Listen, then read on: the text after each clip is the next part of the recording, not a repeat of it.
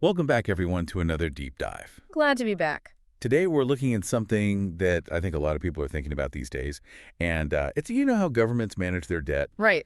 And we found this really interesting policy brief called The Fallacy of RG. Yeah. And it immediately grabbed my attention, that title. Like, what is fallacious about this RG thing? Yeah. So this comes from Lorenzo Binismaghi. Okay. He is a non-resident fellow at IEP at BU. Right? That's the Institute for European Policymaking at Bocconi University. Yes. So we know we're in good hands. Yes, serious. Serious economic minds thinking about this. Yeah, it's a very timely topic as well, Right. With what's going on in the economy. Yeah. So this whole idea of RG, it's basically the relationship between the interest rate on a government's debt, that's R, and how fast the economy is growing, that's G. Exactly. So it sounds pretty simple, but the brief argues that it's not so straightforward. It's not. It can be misleading. Yeah. You see the traditional debt sustainability analysis, or DSA, Oh, yeah? for those in the know. The wonks. The wonks, exactly. That used to be a lot more complex. It used to look at a lot of different variables. Yeah. But recently, there's been this sort of shift towards just focusing primarily on this RG comparison. Right. The thinking is that, well, if G is bigger than R, so if the economy is growing faster than the interest that's piling up on your debt, Yeah. then governments have more breathing room. Maybe they can even spend a little bit more freely. Yeah, it's like a free pass to spend. That's exactly. Yeah, that's kind of the allure of this idea. Because it sounds too good to be true, right? It does. Spend as much as you want, as long as the economy is growing faster than the interest on your debt. Right. But the brief argues that that can be very dangerous thinking. Yeah, it's a dangerous oversimplification. And they use a great example. I think they use the U.S. as an example to show why this can be misleading. So you might think that, as long as your economy is growing faster than the interest on your debt, everything's fine. But, the U.S. shows why that's not always the case. Right. Because even though they often had this favorable situation where RG was less than zero, meaning their economy was growing faster than the interest on their debt, their overall debt to GDP ratio actually doubled in recent decades. So even with this supposed advantage, they still saw their debt explode. Yeah, that's exactly the point. And that's why this brief is, I think, so interesting, is that they highlight this element that is often overlooked. Yeah. And that's this idea of the primary balance. So basically what the primary balance is looking at is whether a government is, taking in more revenue than it's spending, excluding interest payments. Right. So in the U.S. case, they were consistently running primary deficit. like spending more than they were taking in. Exactly. Even if the economy was growing. Right. So even though, like you were saying, it seems like, as long as the economy is growing, you're good. But if you're spending more than you're taking in, You got a problem. it's like having a leaky bucket, right? Yeah. Even if you're pouring water in faster than it's dripping, it's dripping out of one hole. If there's another hole somewhere else, You're still losing water. the bucket's going to be empty. Exactly. So RG doesn't tell the whole story. It doesn't. Are there other countries where we see this same kind of dynamic? Absolutely. And I think the brief looks at a couple of other examples. They look at Japan, France, Italy, and it shows that, this RG relationship isn't some magic formula that's applicable everywhere. For example, Germany, which has a reputation for fiscal discipline. They actually saw their debt decrease even as interest rates were falling. Interesting. Which is quite a contrast to what we saw in the U.S. Right. So it's not just about this relationship between those two numbers in isolation. No. There's all these other factors. Exactly. But how do they all kind of relate? Well, and that's where things get really interesting, I think, because the brief makes the argument that, this economic growth, The G factor, right? It's not totally independent from government spending. Right. So if we go back to the U.S. example, their long-term expansionary policies basically, spending more to stimulate the economy, that might have actually fueled that growth. Right. So it makes the RG comparison look more favorable because of the deficit spending. Right. So it's like a self-fulfilling prophecy. You're spending more, the economy grows faster, and then that makes the RG look good. Exactly. But the underlying issue is that, the government may still be spending beyond its means. Right. And that hasn't really been addressed. Right. And what's interesting here as well is that fiscal policy can actually impact interest rates themselves. Right. So investors aren't stupid. They see that a government's racking up a bunch of debt without a clear plan to kind of rein it in. Right. And they get nervous. That's where they might demand higher returns on their investment. Exactly. Which would increase our... Which increases our exactly. It's like a vicious cycle. It is. You spend more to try and grow the economy. Yeah. But then that spending makes investors nervous. Right. They demand a higher return. Which makes it more expensive to borrow. Makes it more expensive to borrow. Exactly. And it's kind of this downward spiral. It's like those credit card offers with the low interest rates that makes you want to spend more. Yeah. Yeah, exactly. It seems like a good deal at first, but then you end up in a lot of trouble. Yeah, you get deeper and deeper into debt. Yeah, exactly. So focusing on RG, it's misleading because it could actually encourage governments to spend more when they shouldn't. Exactly, and that's a really important point because it brings us to, I think, another important point that this brief makes, which is about the difference between types of spending. Okay. So think about the pandemic. Right. You know, a lot of countries had to do a lot of pandemic relief spending. Right. You know, and that required them to borrow significantly. But that was a sort of one-off, temporary, extraordinary situation. Like a unique situation, right? Exactly. Versus like a permanent increase in military spending. Exactly, something that's more structural. Yeah. Long-term commitment. Exactly.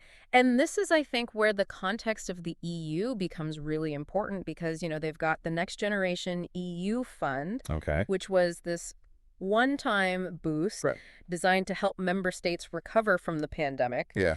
But there are also proposals for longer-term investment plans that would be financed by EU debt. Right. So you can see how this RG dynamic is playing out. In the real world. In the real world, exactly. It's not just some theoretical... It's so complex. Yeah. And I feel like we've only just scratched the surface here. Yeah, I think so. There's a lot to unpack. There is, yeah.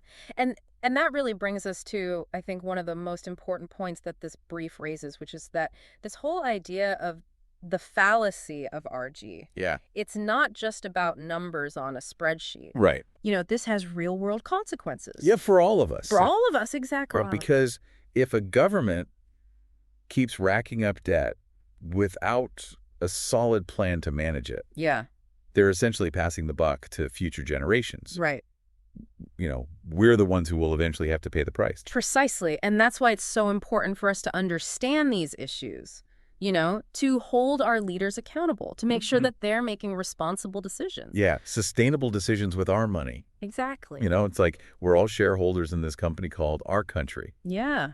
We need to make sure that the management isn't driving us into bankruptcy. Exactly right. Right. That's a great analogy. And, you know, this RG fallacy, it kind of feels like a way for politicians to oversimplify things. It does. You know, to avoid making those tough choices about spending and revenue. Yes. They can just say, don't worry, the economy is growing faster than the interest on our debt. Right, exactly. And it's a way to kick the can down the road, right? To delay dealing with the underlying problem. It's like using a credit card to fund your lifestyle. Right. It feels good in the short term. It feels good in the short term. Yeah, exactly. But eventually those bills come due. And you can end up in a much worse situation. Right. So what can we do about it, you know? How can we use this knowledge to be more informed, more engaged as regular citizens? You know, because it feels like we're often just bombarded with all these complex economic arguments. Yeah. It's hard to know what to believe.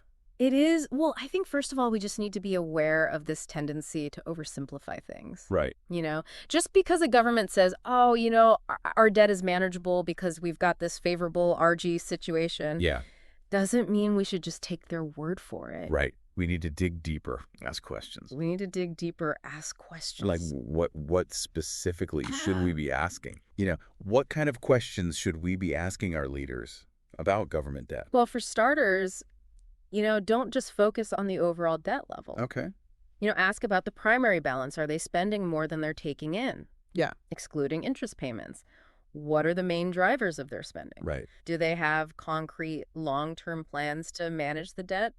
You know, demand transparency, accountability? So it's about being informed voters. Exactly. You know, making sure that the people that we elect are making responsible choices. Yeah. And not just, you know, promising these quick fixes that might have negative long-term consequences. Absolutely. And remember, this isn't just some academic debate about economic theory. Yeah. This is about our future. You know, about the well-being of our children and grandchildren. It's a really powerful point, I think. It is. This whole discussion has really kind of opened my eyes to how crucial it is to really understand these issues. Yeah. You know, we can't just sit back and assume that everything will work itself out. Right. We need to be informed, engaged citizens. Yeah. And hold our leaders accountable for making sound decisions. Right. Decisions that prioritize that long-term sustainability over those short-term gains. Exactly. Yeah. Well said. Well, this has been incredibly insightful. It's been great talking about this. Yeah, I think we've covered a lot of ground here. We have. But, as always, there's more to explore. Yeah, definitely. This is a complex and ever-evolving topic. And this policy brief, The Fallacy of RG. Yeah. What a great resource. It is. For anyone who wants to delve deeper into this. Yeah, it's a good one. Really lays out the argument. But a clear and concise way. Yeah. Yeah, I would recommend it. So where do we go from here? We talked about this fallacy of relying solely on this RG relationship to assess debt sustainability. What are some of those key takeaways that our listeners should remember? Well, I think the most important takeaway is that, debt sustainability, it's a multifaceted issue. Yeah. It's not just about comparing, interest rates to economic growth. We need to consider the primary balance, the types of spending that are driving the debt, and the long-term impact of policy decisions.